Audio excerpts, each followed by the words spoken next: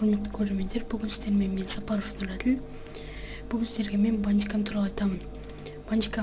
Бандикамды сізде яғни петличный микрофон болатын болса, сіз ең алдымен разрешениеге кіріп, настройки записки для видео дейтінге басамыз.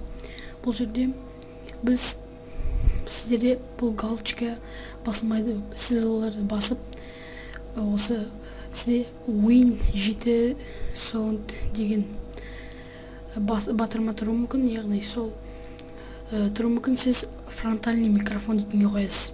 Ал дополнительное устройство отключено дегенде басасыз. Окей басқаннан кейін, дәл окей басып, сіз запись жазғанда, петличный микрофонмен запись жазғанда жазылады. Яғни бұл бандикам туралы айтатын болсақ, бұл экран бетін түсіруге және де ойындарды түсіруге арналған. Яғни ойындарды бандикам арқылы түсіру үшін сіз ең бірінші сол ойынды қосып аласыз. Сол ойынды қосып, сіздерде осы шит жақта бандикамның суреті немесе бір сандар шығуы мүмкін.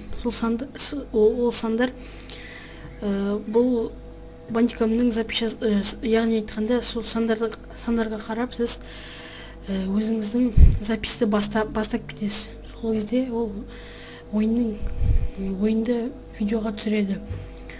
Сіздермен болған мен Сапаров Нұрәділ. Келесі кездескенше сау болыңыздар.